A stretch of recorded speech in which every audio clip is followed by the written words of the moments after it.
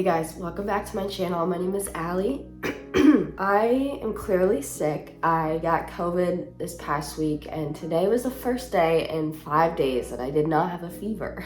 So I thought it was time to wrap up my reads in May.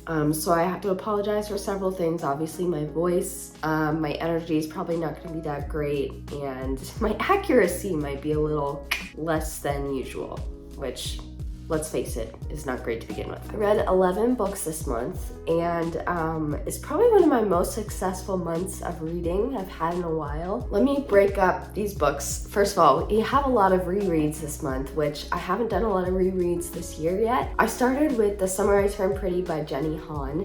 Everyone's rereading this or reading it for the first time because there's going to be an Amazon original show, which I am so excited for. This is basically a story about a girl named Belly, that's like her nickname, and her family goes to this summer house with another family every single summer. The other family has 2 sons, and it's kind of like a love triangle, but it's just contemporary YA, and it's fun and fluffy, but there's also some serious aspects to it. The thing I really get from that book, the best part of it when I reread it, was just the summer vibes. Oh my gosh, it makes you want to go swimming.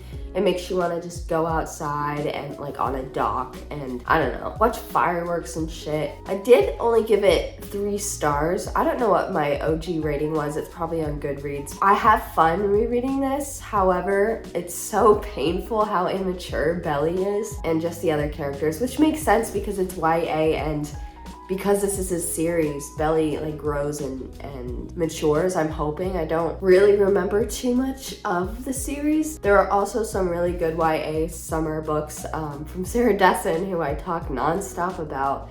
But her main characters are usually a little bit more mature, and I think that's why I really like them. But Jenny Han has a beautiful way of writing, and having a crush, that feeling is really well described in this book. So it was really fun, and I'm glad I reread it. Then I was like, wait, I want to reread a book series that I know I love. So I picked up the Sisterhood of the Traveling Pants series. Oh, I cannot even tell you the love I have for this series by Anne Brashers. The first one is so good just because it's all the nostalgia, and obviously my pleasure in rereading this series is based in nostalgia. Like, I have no idea how I would think of this series if I had not reread it every single year since I was like 11. Obviously there are many different plot lines and summaries for each of these books, but basically it's about these 4 best friends. It takes place every summer, which was another reason I picked this up after The Summer I Turned Pretty. And so we start off with all of the girls have different summer activities, and so they are trying to find a way to stay close because it's like before cell phones. And so they find this pair of pants that fit each of them, and which sounds silly, and it is silly, and it's like part of it. Like, they're young and they're just like making these magic happen in something that is like an adult would never do that, and that's kind of the best part of it. And so they exchange these pants between each other through the mail to stay close to one another. And they also exchange letters and emails and stuff, which you see that kind of like mixed media element to it in between the storylines. But I think the best thing about this, first of all, I really like how Anne Brashers writes. I think it's really beautiful. But she does such a great job of, each character feels very individual. Like, each one is very different and easily describable, but also has all of these complexities in their character. And at the same time, you can see the thread between all of them and how close their relationship between each other is. I think it's one of the best stories of friendship I've ever read. And it was one that, when I was younger, I really was so jealous of, that I didn't have friends like these. My favorite of the books, it's hard to say because, first of all, there is a 5th one that takes place when the girls are 30. So this happens after sophomore year, after junior year, after senior year, after their first year of college. The 5th one is when they are 30 years old and something truly horrible happens. And I cannot get myself to read it because like I'm like getting emotional just thinking about it. That book is like messed up. Not really, but yeah, kind of. This is the 5th one. I didn't even know it was published, and then I randomly went into a Barnes & Noble like in 2013, and I was like, what the F? So yeah, eventually I'm gonna reread that, but oh, I can't handle it right now. The first one's really good. It makes me cry every single time, especially with Bailey. If you know, you know. The fourth one is not my favorite. Let's just say that. But I think on Goodreads, I have these all rated as 5 stars, and I'm just gonna keep it that way. In the month of May, I'm sure if you are subscribed to me, you saw my videos on these, or at least you saw them in your subscription feed. I took part in Asian Readathon, and I'm so glad I did because I read some of the best books I've ever read. All of these were 4 and 5 stars. I read 5 books for that, and I started with A Tale for the Time Being by Ruth Ezeki, which is weird to say. It's one of my, maybe my favorite, but the 5-star one is not my favorite. That doesn't make any sense, but 5-star ratings come from like a feeling. This was a 4.5 star, and it follows 2 perspectives or storylines. First, we follow Now, who is a 16-year-old girl in Tokyo, and she is writing, I don't really know if it's like a letter or a book or a journal. It's kind of a combination of all 3. She's writing the story of her great-grandmother, but she's also suicidal. So she's talking a lot about her own life and her own experiences, but also talking about her great-grandmother, her son, this whole multi-generational story from the brain of Now. Did that make sense? I'm sorry. And then our other perspective is a woman named Ruth, who I think is pretty much based on the author. That's my guess. Ruth lives in British Columbia, and her husband and her live in this very small town, and it's very science-y, her part of it, and I've seen people say this on Goodreads, and some of the reviews I've seen of this book is that Ruth's part of the story is less compelling than Now's, just because Now's journal entry type of narration, it's so open and it instantly grabs you. Plus Now is a teenager, so she has a much more casual language and writing style. Plus Now is really going through it. She is going through bullying, and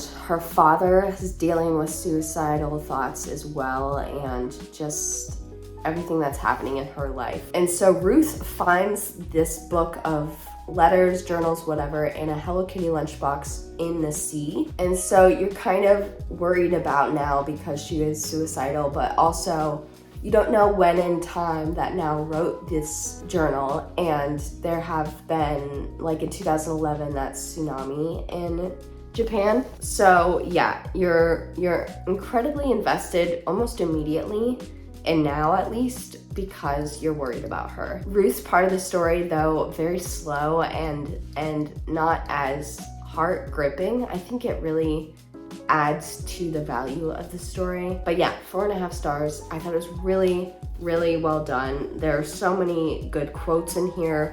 Trigger warning for certain things, so definitely look into that. But one of the most beautiful books I've ever read. Then I read Kaikeyi by Vaishnavi Patel, and wow, this is wonderful. Probably my 2nd favorite book that I read for Asian Readathon, which is, again, my 5-star read wasn't part of my top 2. I don't know how that makes sense, but Kaikeyi, I gave 4.5 stars. This was a retelling of the ancient Sanskrit Ramayana, that it's like this mythic story, kind of like the Odyssey or the Iliad. And there is Indian mythology in this, like the gods and goddesses. So we follow Kaikeyi, who is the queen in the original epic story that this is based on. And we go from her childhood all the way to when she's an adult. And we get to know her, we get to love her, we get to understand her, we get to cry for her, and wow, this was there was so much going on in here. And it was kind of slow and long. However, it's the kind of book that you could take a while to read. I think I read it in a few days because I wanted to finish it, but it is the kind of book that if you put it down, immediately when you pick it up and you start reading again, you're fully immersed into it. We get battle scenes, actually pretty much only one, but then there are also kind of like these demon creatures that Kaikeyi has to fight, and those were some of the cooler scenes when the gods and goddesses or the demons or the creatures kind of got involved in their lives. But this book was also kind of painful because there are some really hard things that Kaikeyi had to go through, and she was so misunderstood at one point that it was painful. And I like that we got to see the other side of that. So it wasn't just like she was misunderstood, the end. It was like she was misunderstood and then had to deal with it. So I probably did a horrible job summarizing this, but it was very, very well done. This is the author's debut novel, and the author is like not even just an author. She's a law student. She studies constitutional law and civil rights, which will make a lot of sense when you read this book, because Kei helps create this like women's circle who are the women of power in her city. They try to help the community. So I thought that was a pretty cool part of it as well. Then I read Siren Queen by Mi Vo, and this is the 5-star read, and it just is.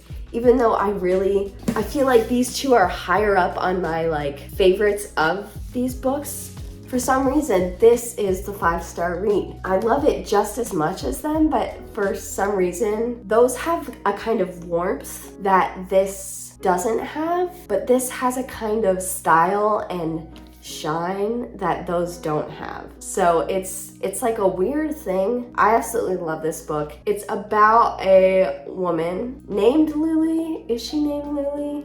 I guess she is. This takes place in kind of an old Hollywood setting, but it's a fictional world, as Mi Vo does in her other books. I've read The Empress of Salt and Fortune, and that is sort of like a fictionalized ancient China. In this old Hollywood world, there are like monsters and creatures and abilities that people have. It's kind of cool because it's not fully explained, and that's my favorite kind of fantasy, when it's just like you're just kind of dumped into this world and there's not really too much explanation. But our main character is Chinese American, so there's a lot of conversation about how she's treated and as a woman in that time. And Lily, she's obsessed with movies and watching actors and stuff, and of course she lives in Hollywood. It kind of goes chronologically when she's a child, and she starts acting as like an extra just by accident in like a maybe compare it to a Lifetime kind of movie. And then she's very ambitious. She's like a Slytherin, and she kind of works her way, makes opportunities for herself. She also talks about the different women that she falls in love with. There were a few spicy scenes in here, which I was not expecting. And they were spicy. It was interesting because I feel like there are two very different kind of vibes throughout this book. And I think in the author's note, Mi Vo said these were originally 3 short novellas, but it kind of feels like 2 very different tones. So the first half, or maybe a little bit longer, it's almost dangerous, and it's kind of like, oh my god, like anything could happen, like someone's arm could get like eaten. I don't know why I just said that, but it's this kind of really high stakes almost feeling, like very creepy and dark. And then maybe the last third of the book felt kind of wholesome and like sweet. And I didn't actually mind it at all. I did, oh my god, I sound like a teenage boy. I did really much prefer the kind of dangerous, kind of dark, moody, creepy tone than it was almost like a dramatic, like almost contemporary feeling in the last third. However, I still really loved it all. And Mi Vo's writing style, she's just a beautiful writer. So I do highly recommend this book. Again, I feel like I could say so much more, but my brain's not working. Then I read Fiona and Jane by Jean Chen Ho, and this was wonderful. I've read this book so quickly. I've never read a book that fast in months. It was very good. It's about a girl named Fiona and a girl named Jane. They are best friends when I think they start being friends when they're like 9 or 10 or something. But these are actually short stories, but they follow the same characters. And I was really confused about that when I heard the premise of this. I'm like, how could it be short stories but follow the same people? It makes so much sense when you read it because of the kind of detached way that it makes you feel. It feels like a short story because there's no clear transition between the stories. It's like you jump obviously from one story to another. It's Jane, then bounce to Fiona, then bounce back to Jane. However, chronologically, you're kind of everywhere. It's kind of going in a chronological, trajectory, but it does feel like, oh well, like, oh, okay, I'm just like being transported.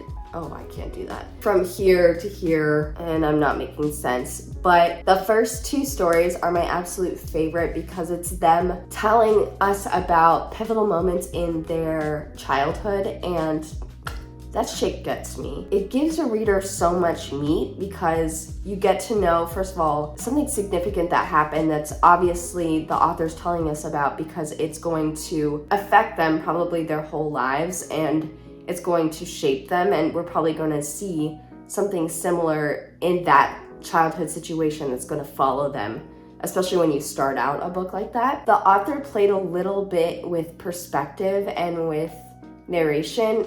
So Jane's stories are primarily in first person and Fiona's are primarily in third person. However, in one of the stories, in Fiona's stories, they kind of mix up. So in one of Fiona's stories, the narrator is actually one of her love interests, or like her fiance, boyfriend, whatever. Then we also, in Fiona's story, get Jane in third person. So it was very interesting how that was like going on. I always really eat perspective changes and shifts up. I feel like there was a lot of focus on the significant others in these stories, especially with Fiona. Like I'm sure that's indicative of, you know, what she was struggling with and what she was needing, but I feel like we also got a lot closer to Jane, and it could because it was in first person versus third person, but I feel like we talked more about her family and with her maybe struggles with herself and with her identity. They weren't that close, Fiona and Jane. It wasn't like the Sisterhood of the Traveling Pants where they're apart, but they're so clearly together, which I think is a quote from the book. This was like they're apart and they are growing apart, but they're still like weirdly going to always be in each other's lives, even if they don't like, or they will always care about each other like a family. Anyway, I gave this 4 stars, and yeah, I thought it was a good read. I think part of the reason I gave it 4 stars is because I read it so quickly and I did not want to put it down. And then finally I read How High We Go in the Dark. This one is the most complicated of the ones that I read. This is science fiction, short stories. It says a novel, but really I think it's easier to explain it as short stories. However, the characters in the short stories, there are 12 or 13 stories in here, and the characters and some of them are in other stories, or they're kind of like background characters, or they're slightly mentioned, so you kind of want to pay attention to everyone mentioned, or I don't know, that was probably the most fun part of it, was just trying to like see how each of these stories kind of weave together, even just very casually. But wow, this was pretty hard hitting. So this is basically about this Arctic plague that comes about in, what is it, the year 2030? Yes, and so this is science fiction. We start at the very discovery of the plague, and then we go in chronological sort of order way into the future. There are so many different stories in here, but each one of them deals with grief and loss and the fear of that. And so this is kind of a bummer of a book, but it is so good. There are some stories that I couldn't really get that much into, like I didn't really connect with, but obviously with 13 stories, you're gonna be like, okay, I don't care about one of them. That's still great. In the flap, it tells you some of the ones that stand out. So in the first story, it's about this man who has lost his daughter, and she was researching things in Siberia. So he goes and he kind of picks up her research because he's qualified to do so. Obviously, he finds something. And then there are some crazy stories about like a talking pig. It was really heartwarming. I wasn't expecting that. And then the last story kind of ties everything together in the most crazy way that I was not expecting. So that was a real treat, because I think by the end I was like, okay, I think I'm ready to put this book down. And then that story came and I was like, what? So there are some very kind of contemporary stories just about people falling in love, but you know, obviously this disease is going around and there aren't really too many happy endings in this. But at the same time, there are some hopeful kind of feelings that come up in this. Also, I got COVID while reading this, and I think it's this book's fault. The author, though, they said in the author's note that he wrote like the idea or whatever for this story 10 years ago. So like way before COVID. So that's kind of crazy. Obviously COVID did not go this far. Another really interesting part of this is all the kind of like futuristic inventions and technology that they talk about that like could happen. I thought that was really fun. There's also space travel in here. In one of the stories, they go like light years into the future and they kind of try to discover new planets. It was rather science-y, not even like in a science fiction way, like there were actual scientists narrators in some of these stories, excuse me. And that's not usually my cup of tea, but I also felt pretty smart while I was reading this. Like I felt like I was learning, which is weird because most of this is fictional, but I felt like it was making me smarter. It means I'm stupid. I don't know. And then the last two books I read were just for new releases. I read Book Lovers by Emily Henry. This was probably my #1 anticipated book of the year, which I'm sure a lot of people were.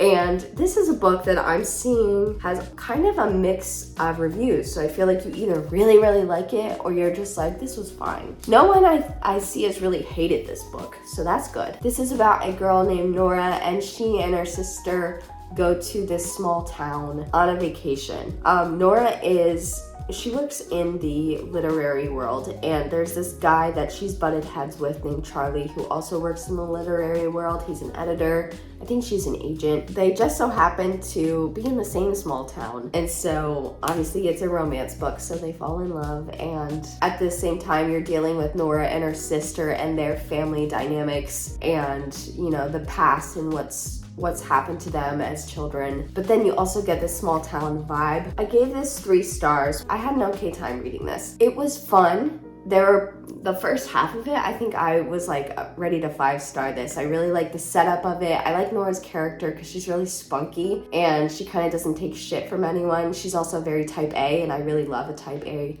character. And I kind of like her and Charlie's dynamic. This is kind of sold as enemies to lovers. They're not true enemies. They just had kind of like one instance of not getting along or just kind of like not really understanding each other, but quickly they start to be friends. And I like her sister. See, I like so much of this, but for some reason it just coming together didn't work for me. At the second half of the book, we kind of fall into like different tropes, like having to complete a summer list, which is something that I just find irksome. So there were several tropes in here that I do not like personally, and so it diminished my pleasure in reading this.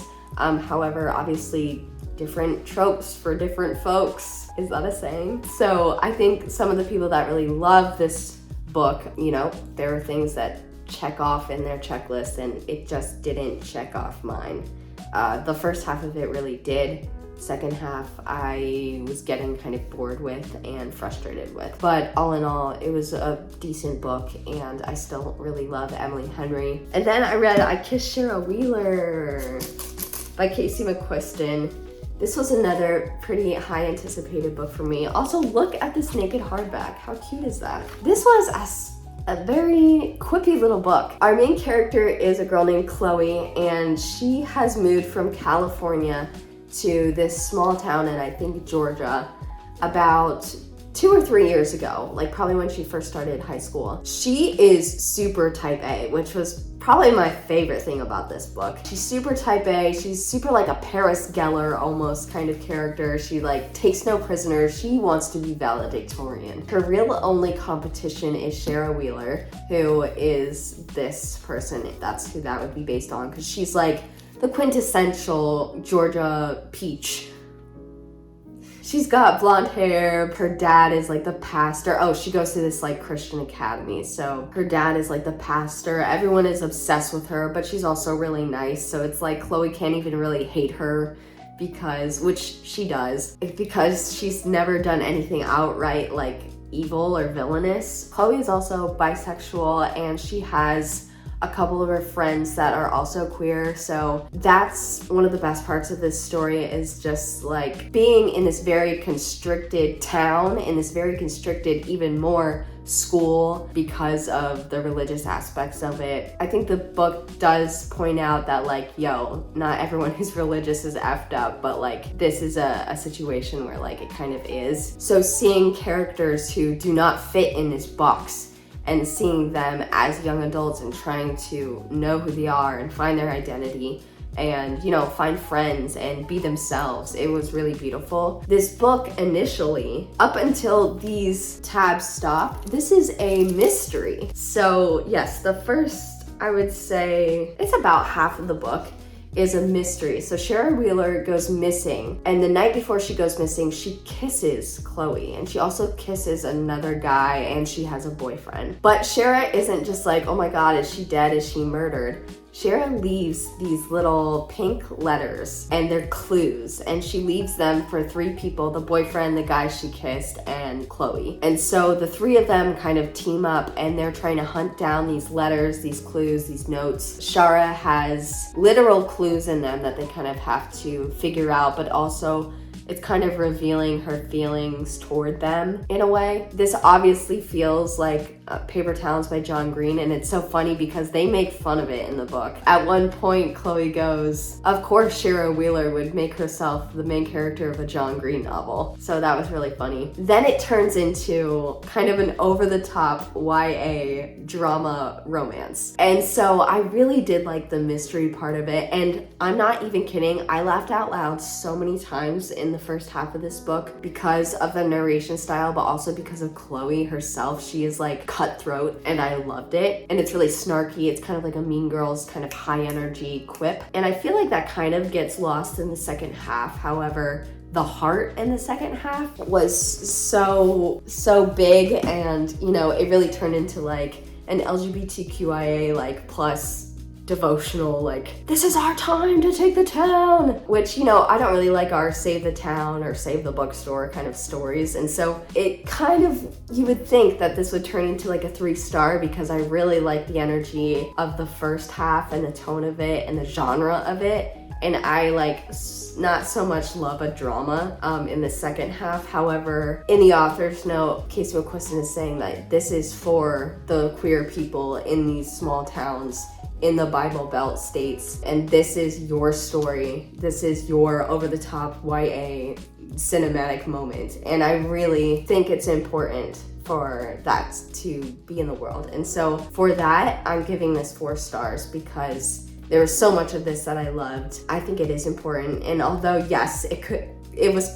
pretty cheesy at some points near the end, I think it was still very kind of warm, and yeah, I really like this. So that is it. I need to go rest my voice, pop some Advil. Thank you for watching. If you've read any of these, please let me know. And also, because June is Pride Month, there are so many LGBTQIA stories that I read this month that some of them I had no idea. Like, obviously I knew this was gonna be. So yeah, check these out if you wanna read any of them for Pride Month. That's it. Thank you for watching, and I'll see you in the next video.